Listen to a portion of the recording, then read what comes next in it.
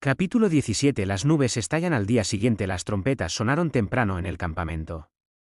Pronto se vio a un mensajero que corría por la senda estrecha.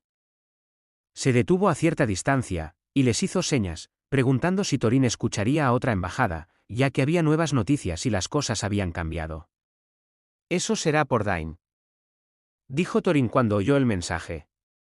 «Habrán oído que ya viene. Pensé que esto les cambiaría el ánimo.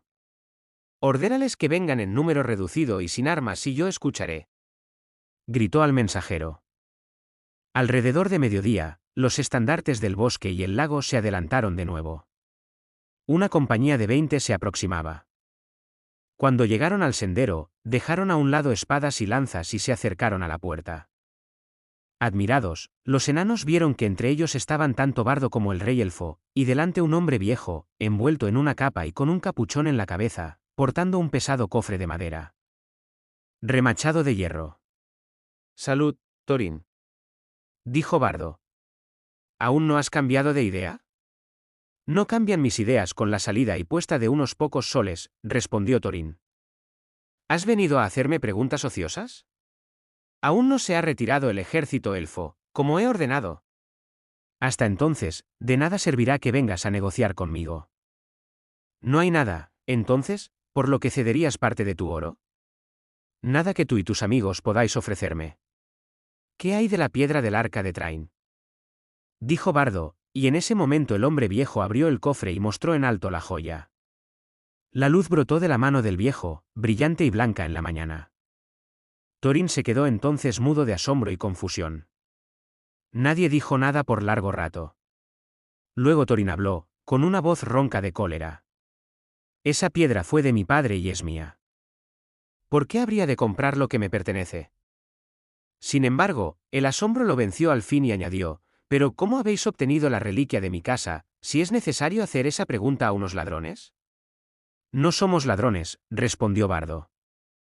«Lo tuyo te lo devolveremos a cambio de lo nuestro». «¿Cómo la conseguisteis?», gritó Thorin cada vez más furioso.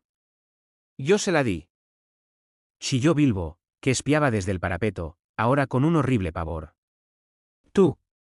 Tú», gritó Thorin volviéndose hacia él y aferrándolo con las dos manos. «Tú, hobbit miserable. Tú, pequeñajo, saqueador», gritó, faltándole las palabras, y meneó al pobre Bilbo como si fuese un conejo. «Por la barba de Durin. Me gustaría que Gandalf estuviese aquí. Maldito sea por haberte escogido. Que la barba se le marchite. En cuanto a ti, te estrellaré contra las rocas», gritó y levantó a Bilbo. «Quieto. Tu deseo se ha cumplido», dijo una voz. El hombre viejo del cofre echó a un lado la capa y el capuchón. «He aquí a Gandalf. Y parece que a tiempo. Si no te gusta mi saqueador, por favor no le hagas daño. Déjalo en el suelo y escucha primero lo que tiene que decir».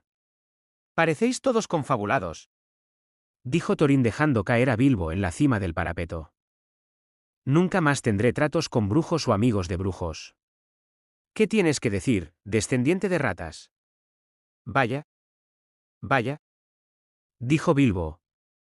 «Ya sé que todo esto es muy incómodo. ¿Recuerdas haber dicho que podría escoger mi propia 14ª parte? Quizá me lo tomé demasiado literalmente. Me han dicho que los enanos son más corteses en palabras que en hechos. Hubo un tiempo, sin embargo, en el que parecías creer que yo había sido de alguna utilidad. Y ahora me llamas descendiente de ratas. ¿Es ese el servicio que tú y tu familia me han prometido, Thorin? Piensa que he dispuesto de mi parte como he querido, y olvídalo ya». «Lo haré», dijo Thorin ceñudo. «Te dejaré marchar, pero que nunca nos encontremos otra vez». Luego se volvió y habló por encima del parapeto. «Me han traicionado», dijo. «Todos saben que no podría dejar de redimir la piedra del arca, el tesoro de mi palacio. Daré por ella una 14ª parte del tesoro en oro y plata, sin incluir las piedras preciosas, mas eso contará como la parte prometida a ese traidor, y con esa recompensa partirá, y vosotros la podréis dividir como queráis. Tendrá bien poco, no lo dudo. Tomadlo, si lo queréis vivo, nada de mi amistad irá con él. Ahora, baja con tus amigos». dijo a Bilbo, o te arrojaré al abismo. ¿Qué hay del oro y la plata? Preguntó Bilbo. Te seguirá más tarde, cuando esté disponible, dijo Thorin. Baja. Guardaremos la piedra hasta entonces. Le gritó Bardo. No estás haciendo un papel muy espléndido como rey bajo la montaña, dijo Gandalf, pero las cosas aún pueden cambiar. Cierto que pueden cambiar, dijo Thorin. Y ya cavilaba, tan aturdido estaba por el tesoro, si no podría recobrar la piedra del arca con la ayuda de Dain, y retener la parte de la recompensa. Y así fue Bilbo expulsado del parapeto, y con nada a cambio de sus apuros, excepto la armadura que Thorin ya le había dado. Más de uno de los enanos sintió vergüenza y lástima cuando vio partir a Bilbo. «¡Adiós!», les gritó. «Quizá nos encontremos otra vez como amigos». «¡Fuera!», gritó Thorin. «Llevas contigo una malla tejida por mi pueblo y es demasiado buena para ti. No se la puede atravesar con flechas, pero si no te das prisa, te pincharé esos pies miserables. De modo que apresúrate». «No tan rápido», dijo Bardo. «Te damos tiempo hasta mañana. Regresaremos a la hora del mediodía y veremos si has traído la parte del tesoro que hemos de cambiar por la piedra. Si en esto no nos engañas, entonces partiremos y el ejército elfo retornará al bosque. Mientras tanto, adiós». Con eso, volvieron al campamento, pero Thorin envió por Roag correos a Dain, diciendo lo que había sucedido e instándole a que viniese con una rapidez cautelosa. Pasó aquel día y la noche. A la mañana siguiente, el viento cambió al oeste, y el aire estaba oscuro y tenebroso. Era aún temprano cuando se oyó un grito en el campamento. Llegaron mensajeros a informar que una hueste de enanos había aparecido en la estribación oriental de la montaña y que ahora se apresuraba hacia Valle. Dain había venido. Había corrido toda la noche, y de este modo habían llegado sobre ellos más pronto de lo que habían esperado. Todos los enanos de la tropa estaban ataviados con cotas de malla de acero que les llegaban a las rodillas, y unas calzas de metal fino y flexible, tejido con un procedimiento secreto que solo la gente de Dain conocía, les cubrían las piernas. Los enanos son sumamente fuertes para su talla, pero la mayoría de estos eran fuertes aún entre los enanos. En las batallas empuñaban pesados azadones que se manejaban con las dos manos, además, todos tenían al costado una espada ancha y corta, y un escudo redondo les colgaba de las espaldas. Llevaban las barbas partidas y trenzadas, sujetas al cinturón. Las viseras eran de hierro, lo mismo que el calzado, y las caras eran todas sombrías. Las trompetas llamaron a hombres y elfos a las armas. Pronto vieron a los enanos, que subían por el valle a buen paso. Se detuvieron entre el río y la estribación del este, pero unos pocos se adelantaron, cruzaron el río y se acercaron luego al campamento, allí depusieron las armas y alzaron las manos en señal de paz. Bardo salió a encontrarlos y fue Bilbo con él. «Nos envía Dain hijo de Nain», dijeron cuando se les preguntó. «Corremos junto a nuestros parientes de la montaña, pues hemos sabido que el reino de antaño se ha renovado». «¿Pero quiénes sois vosotros que acampáis en el llano como enemigos ante murallas defendidas?». Esto, naturalmente, en el lenguaje de entonces, cortés y bastante pasado de moda, significaba simplemente, aquí no tenéis nada que hacer. Vamos a seguir, o sea marchaos o pelearemos con vosotros. Se proponían seguir adelante, entre la montaña y el recodo del agua, pues allí el terreno estrecho no parecía muy protegido. Por supuesto, Bardo se negó a permitir que los enanos fueran directamente a la montaña. Estaba decidido a esperar a que trajesen fuera la plata y el oro, para ser cambiados por la piedra del arca, pues no creía que esto pudiera ocurrir una vez que aquella numerosa y hosca compañía hubiera llegado a la fortaleza. Habían traído consigo gran cantidad de suministros, pues los enanos son capaces de soportar cargas muy pesadas, y casi toda la gente de Dain, a pesar de que habían marchado a paso vivo, llevaba a hombros unos fardos enormes, que se sumaban al peso de los azadones y los escudos. Hubieran podido resistir un sitio durante semanas, y en ese tiempo quizá vinieran más enanos, pues Thorin tenía muchos parientes. Quizá fueran capaces también de abrir de nuevo alguna otra puerta, y guardarla, de modo que los sitiadores tendrían que rodear la montaña, y no eran tantos en verdad. Estos eran precisamente los planes de los enanos, pues los cuervos mensajeros habían estado muy ocupados yendo de Thorin a Dain, pero por el momento el paso estaba obstruido, así que luego de unas Duras palabras, los enanos mensajeros se retiraron murmurando, cabizbajos. Bardo había enviado enseguida unos mensajeros a la puerta, pero no había allí oro ni pago alguno. Tan pronto como estuvieron a tiro, les cayeron flechas, y se apresuraron a regresar. Por ese entonces, todo el campamento estaba en pie, como preparándose para una batalla, pues los enanos de Dain avanzaban por la orilla del este. ¡Tontos!, rió Bardo. Acercarse así bajo el brazo de la montaña. No entienden de guerra a campo abierto, aunque sepan guerrear en las minas. Muchos de nuestros arqueros y lanceros aguardan ahora escondidos entre las rocas del flanco derecho. Las mallas de los enanos pueden ser buenas, pero se las pondrá a prueba muy pronto. Caigamos sobre ellos desde los flancos antes de que descansen. Pero el rey elfo dijo, mucho esperaré antes de pelear por un botín de oro. Los enanos no pueden pasar, si no se lo permitimos, o hacer algo que no lleguemos a advertir. Esperaremos a ver si la reconciliación es posible. Nuestra ventaja en número bastará, si al fin hemos de librar un desgraciado combate. Pero estas circunstancias no tenían en cuenta a los enanos. Saber que la piedra del arca estaba en manos de los sitiadores, les inflamaba los corazones, sospecharon además que Bardo y sus amigos titubeaban, y decidieron atacar cuanto antes. De pronto, sin aviso, los enanos se desplegaron en silencio. Los arcos chasquearon y las flechas silbaron. La batalla iba a comenzar. Pero todavía más pronto, una sombra creció con terrible rapidez. Una nube negra cubrió el cielo. El trueno invernal rodó en un viento huracanado, rugió y retumbó en la montaña y relampagueó en la cima. Y por debajo del trueno se pudo ver otra oscuridad, que se adelantaba en un torbellino, pero esta oscuridad no llegó con el viento, llegó desde el norte, como una inmensa nube de pájaros, tan densa que no había luz entre las alas. «¡Deteneos!», gritó Gandalf, que apareció de repente y esperó de pie y solo, con los brazos levantados, entre los enanos que venían y las filas que los aguardaban. «¡Deteneos!», dijo con voz de trueno, y la vara se le encendió con una luz súbita como el rayo. «El terror ha caído sobre vosotros. ¡Ay! Ha llegado más rápido de lo que yo había supuesto. Los trasgos están sobre vosotros. Ahí llega Volgo del Norte, hijo de Azog, cuyo padre, oh, Dain, mataste en Moria, hace tiempo. Mirad. Los murciélagos se ciernen sobre el ejército como una nube de langostas. Montan en lobos, y los vargos vienen detrás». El asombro y la confusión cayó sobre todos ellos. Mientras Gandalf hablaba, la oscuridad no había dejado de crecer. Los enanos se detuvieron y contemplaron el cielo.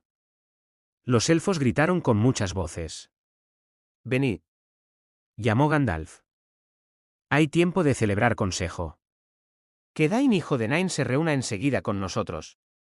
Así empezó una batalla que nadie había esperado, la llamaron la batalla de los 5 ejércitos, y fue terrible.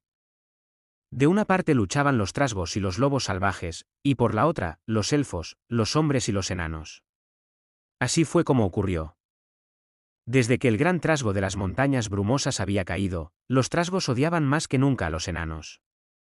Habían mandado mensajeros de acá para allá entre las ciudades, colonias y plazas fuertes, pues habían decidido conquistar el dominio del norte. Se habían informado en secreto, y prepararon y forjaron armas en todos los escondrijos de las montañas. Luego se pusieron en marcha, y se reunieron en valles y colinas, yendo siempre por túneles o en la oscuridad, hasta llegar a las cercanías de la gran montaña Gunabat del norte, donde tenían la capital. Allí juntaron un inmenso ejército, preparado para caer en tiempo tormentoso sobre los ejércitos desprevenidos del sur. Estaban enterados de la muerte de Smaug y el júbilo les encendía el ánimo, y noche tras noche se apresuraron entre las montañas, y así llegaron al fin desde el norte casi pisándole los talones a Dain. Ni siquiera los cuervos supieron que llegaban, hasta que los vieron aparecer en las tierras abruptas, entre la montaña solitaria y las colinas. Cuánto sabía Gandalf, no se puede decir, pero está claro que no había esperado ese asalto repentino. Este fue el plan que preparó junto con el rey elfo y Bardo, y con Dain, pues el señor enano ya se les había unido, los trasgos eran enemigos de todos, y cualquier otra disputa fue enseguida olvidada. No tenían más esperanza que la de atraer a los trasgos al valle entre los brazos de la montaña, y ampararse en las grandes estribaciones del sur y el este. Aún de este modo correrían peligro, si los trasgos alcanzaban a invadir la montaña, atacándolos entonces desde atrás y arriba, pero no había tiempo para preparar otros planes o para pedir alguna ayuda. Pronto pasó el trueno, rodando hacia el sudeste, pero la nube de murciélagos se acercó, volando bajo por encima de la montaña, y se agitó sobre ellos, tapándoles la luz y asustándolos. ¡A la montaña! Les gritó Bardo. ¡Pronto, a la montaña! Tomemos posiciones mientras todavía hay tiempo. En la estribación sur, en la parte más baja de la falda y entre las rocas, se situaron los elfos, en la del este, los hombres y los enanos. Pero Bardo y algunos de los elfos y hombres más ágiles escalaron la cima de la loma occidental para echar un vistazo al norte. Pronto pudieron ver la tierra a los pies de la montaña, oscurecida por una apresurada multitud. Luego la vanguardia se arremolinó en el extremo de la estribación y entró atropelladamente en valle. Estos eran los jinetes más rápidos, que cabalgaban en lobos, y ya los gritos y aullidos hendían el aire a lo lejos. Unos pocos valientes se les enfrentaron, con un amago de resistencia, y muchos cayeron allí antes que el resto se retirara y huyese a los lados. Como Gandalf esperara, el ejército trasgo se había reunido detrás de la vanguardia, a la que se habían resistido, y luego cayó furioso sobre el valle, extendiéndose aquí y allá entre los brazos de la montaña, buscando al enemigo. Innumerables eran los estandartes, negros y rojos, y llegaban como una marea furiosa y en desorden. Fue una batalla terrible. Bilbo no había pasado nunca por una experiencia tan espantosa, y que luego odiara tanto, y esto es como decir que por ninguna otra cosa se sintió tan orgulloso, hasta tal punto que fue para él durante mucho tiempo un tema de charla favorito, aunque no tuvo en ella un papel muy importante. En verdad puedo decir que muy pronto se puso el anillo y desapareció de la vista, aunque no de todo peligro. Un anillo mágico de esta clase no es una protección completa en una carga de trasgos, ni detiene las flechas voladoras ni las lanzas salvajes, pero ayuda a apartarse del camino, e impide que escojan tu cabeza entre otras para que un trasgo espadachín te la rebane de un tajo. Los elfos fueron los primeros en cargar. Tenían por los trasgos un odio amargo y frío. Las lanzas y espadas brillaban en la oscuridad con un helado reflejo, tan mortal era la rabia de las manos que las esgrimían. Tan pronto como la horda de los enemigos aumentó en el valle, les lanzaron una lluvia de flechas, y todas resplandecían como azuzadas por el fuego. Detrás de las flechas, 1.000.000 de lanceros bajó de un salto y embistió. Los chillidos eran ensordecedores. Las rocas se tiñeron de negro con la sangre de los trasgos. Y cuando los trasgos se recobraron de la furiosa embestida, y detuvieron la carga de los elfos, todo el valle estalló en un rugido profundo. Con gritos de Moria y Dain, Dain. Los enanos de las colinas de hierro se precipitaron sobre el otro flanco, empuñando los azadones, y junto con ellos llegaron los hombres del lago armados con largas espadas. El pánico dominó a los trasgos, y cuando se dieron vuelta para enfrentar este ataque, los elfos cargaron otra vez con bríos renovados. Ya muchos de los trasgos huían río abajo para escapar de la trampa, y muchos de los lobos se volvían contra ellos mismos, y destrozaban a muertos y heridos. La victoria parecía inmediata cuando un griterío sonó en las alturas. Unos trasgos habían escalado la montaña por la otra parte, y muchos ya estaban sobre la puerta, en la ladera, y otros corrían temerariamente hacia abajo, sin hacer caso de los que caían chillando al precipicio, para atacar las estribaciones desde encima. A cada una de estas estribaciones se podía llegar por caminos que descendían de la masa central de la montaña, los defensores eran pocos y no podrían cerrarles el paso durante mucho tiempo. La esperanza de victoria se había desvanecido del todo. Solo habían logrado contener la primera embestida de la marea negra. El día avanzó. Otra vez los trasgos se reunieron en el valle. Luego vino una horda de vargos, brillantes y negros como cuervos, y con ellos la guardia personal de Bolgo, trasgos de enorme talla, con cimitarras de acero. Pronto llegaría la verdadera oscuridad, en un cielo tormentoso, mientras los murciélagos revoloteaban aún alrededor de las cabezas y los oídos de hombres y elfos, o se precipitaban como vampiros sobre las gentes caídas. Bardo luchaba aún defendiendo la estribación del este, y sin embargo retrocedía poco a poco. Los señores elfos estaban en la nave del brazo sur, alrededor del rey, cerca del puesto de observación de la colina del Cuervo. De súbito se oyó un clamor, y desde la puerta llamó una trompeta. Habían olvidado a Thorin. Parte del muro, movido por palancas, se desplomó hacia afuera cayendo con estrépito en la laguna. El rey bajo la montaña apareció en el umbral, y sus compañeros lo siguieron. Las capas y capuchones habían desaparecido, llevaban brillantes armaduras y una luz roja les brillaba en los ojos. El gran enano centelleaba en la oscuridad como oro en un fuego mortecino. Los trasgos arrojaron rocas desde lo alto, pero los enanos siguieron adelante, saltaron hasta el pie de la cascada y corrieron a la batalla. Lobos y jinetes caían o huían ante ellos. Thorin manejaba el hacha con mandobles poderosos, y nada parecía lastimarlo. A mí. A mí. Elfos y hombres. A mí. Oh, pueblo mío. Gritaba, y la voz resonaba como una trompa en el valle. Hacia abajo, en desorden, los enanos de Dain corrieron a ayudarlo. Hacia abajo fueron también muchos de los hombres del lago, pues Bardo no pudo contenerlos, y desde la ladera opuesta, muchos de los lanceros elfos. Una vez más los trasgos fueron rechazados al valle, y allí se amontonaron hasta que Valle fue un sitio horrible y oscurecido por cadáveres. Los vargos se dispersaron y Thorin se volvió a la derecha contra la guardia personal de Volvo. Pero no alcanzó a atravesar las primeras filas.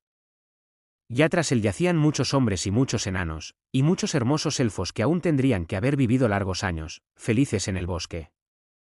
Y a medida que el valle se abría, la marcha de Thorin era cada vez más lenta. Los enanos eran pocos, y nadie guardaba los flancos. Pronto los atacantes fueron atacados y se vieron encerrados en un gran círculo, cercados todo alrededor por trasgos y lobos que volvían a la carga. La guardia personal de Volgo cayó aullando sobre ellos, introduciéndose entre los enanos como olas que golpean acantilados de arena. Los otros enanos no podían ayudarlos, pues el asalto desde la montaña se renovaba con redoblada fuerza, y hombres y elfos eran batidos lentamente a ambos lados. A todo esto, Bilbo miraba con aflicción. Se había instalado en la colina del Cuervo, entre los elfos, en parte porque quizá allí era posible escapar, y en parte, el lado tub de la mente de Bilbo, porque si iban a mantener una última posición desesperada, quería defender al rey elfo. También Gandalf estaba allí de algún modo, sentado en el suelo, como meditando, preparando quizá un último soplo de magia antes del fin. Este no parecía muy lejano. No tardará mucho ya, pensaba Bilbo. Antes que los trasgos ganen la puerta y todos nosotros caigamos muertos o nos obliguen a descender y nos capturen. Realmente, es como para echarse a llorar, después de todo lo que nos ha pasado. Casi habría preferido que el viejo Smaug se hubiese quedado con el maldito tesoro, antes de que lo consigan esas viles criaturas, y el pobrecito Bombur y Balin y Fili y Kili y el resto tengan mal. Fin, y también Bardo y los hombres del lago y los alegres elfos. ¡Ay, mísero de mí! He oído canciones sobre muchas batallas, y siempre he entendido que la derrota puede ser gloriosa. Parece muy incómoda, por no decir desdichada. Me gustaría de veras estar fuera de todo esto. Con el viento, se esparcieron las nubes, y una roja puesta del sol rasgó el oeste. Advirtiendo el brillo repentino en las tinieblas, Bilbo miró alrededor y chilló. Había visto algo que le sobresaltó el corazón, unas sombras oscuras, pequeñas aunque majestuosas, en el resplandor distante. Las águilas. Las águilas. Vociferó. Vienen las águilas.